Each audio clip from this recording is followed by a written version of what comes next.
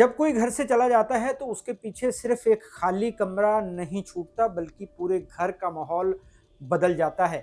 परिवार के लोगों के मन में लगातार एक ही सवाल घूमता रहता है कि आखिर ऐसा क्या हुआ कि उनको जाने का फैसला लेना पड़ा। वो सोचते रहते हैं कि शायद उन्होंने किसी बात को ठीक से समझा नहीं, शायद वो अंदर ही अंदर परेशान था और घर वाले पहचान नहीं पाए।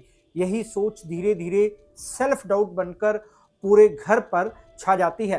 घर में रहने वाली हर पीढ़ी पर इसका असर अलग तरह से होता है। पेरेंट्स चिंता और डर के बीच फंस जाते हैं। उनको हर समय यही फिक्र रहती है कि उनका बच्चा सेफ है या नहीं, पता नहीं कहाँ भटक रहा होगा, पता नहीं उसने कुछ खाया होगा या नहीं, कहीं किसी तकलीफ में तो नहीं। फोन की हर घंटी पर दिल तेजी से धड़कता है, उम्मीद होती है कि शायद उसी की खबर हो।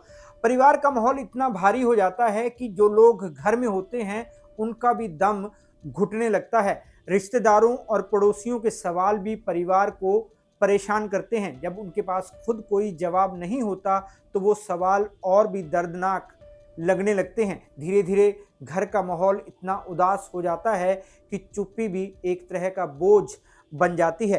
कोई ठीक से खाना नहीं खा पाता, नींद कम होने लगती है और हर बातचीत के पीछे एक खालीपन महसूस होता है। सबसे बड़ी तकलीफ अनसर्टेनिटी होती है। पता नहीं होता कि वो सेफ है या नहीं, किसी तकलीफ में तो नहीं, या क्या वो कभी वापस आएंगे। ये अनसर्टेनिटी घर वालों को सबसे ज़्यादा तोड़ती है। समय जैसे रुक जाता है और हर दिन सिर्फ इंतज़ार में बीतता है।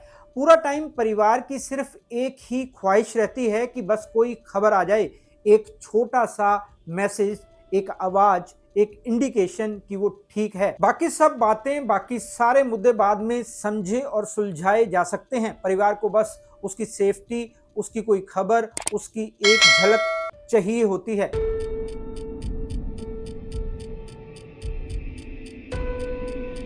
नमस्कार दोस्तों, मैं हूं राहुल राय गुप्ता और आप मुझे डिटेक्टिव गुरु के नाम से भी जानते हो और हम करते हैं देश विदेश में पर्सनल और कॉर्पोरेट इन्वेस्टिगेशन। बहुत बार मेरे पास घबराए हुए क्लाइंट आते हैं कि उनके घर का कोई मेंबर घर छोड़कर जा चुका होता है। वो समझ नहीं पाते कि क्या करें, उसे कहाँ ढूंढे। ऐसे बहुत से केसेस आते हैं, यंगस्टर्स के, बुजुर्गों के, महिलाओं के। ऐसे में सबसे पहले मैं उनको यही सलाह देता हूँ कि वो पुलिस में रिपोर्ट दर्ज कराएं, लेकिन अक्सर वो ऐसा कर चुके होते हैं। पुलिस का अपना एक सिस्टम होता है, इसलिए कई बार पुलिस से उनको मनचाहा नतीजा नहीं मिलता, पर उनके लिए पल पल भारी होता है, इसलिए वो मेरे पास आते हैं। मैंने और मेरी टीम ने मिलकर बहुत लोगों को ढूंढा भी है, लेकिन ऐसे केसेस में सक्सेस रेट 50-50 ही रहता है।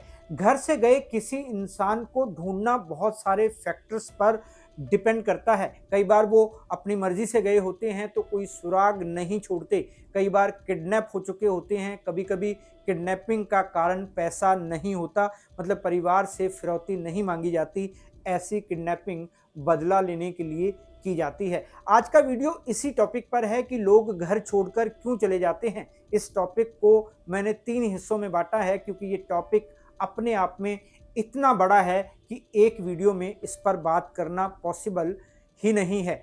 तो वीडियो के पार्ट 1 में हम बात करेंगे बुजुर्गों की। बुजुर्ग घर छोड़कर क्यों चले जाते हैं, आखिर वो जाते कहाँ हैं, घर वालों ने उनका ख्याल क्यों नहीं रखा जो वो घर छोड़कर ही चले गए। इसमें गलती किसकी है और परिवार को ऐसा क्या करना चाहिए कि कभी कोई बुजुर्ग घर छोड़कर ना जाए। इन सारे सवालों के जवाब इस वीडियो में हैं, इसलिए इस वीडियो को पूरा देखें, क्योंकि ये आज के ज़माने की सच्चाई है। ज़रूरी है कि आप इस वीडियो को देखें और अपने दोस्तों, रिश्तेदारों तक पहुंचाएं, ताकि लोग ऐसी सिचुएशन आने से पहले ही उसे संभाल लें, क्योंकि बुजुर्गों का घर छोड़कर जाना बेहद सीरियस प्रॉब्लम है। इसके लिए अवेयरनेस बहुत ज़रूरी है। तो चलिए शुरू करते हैं।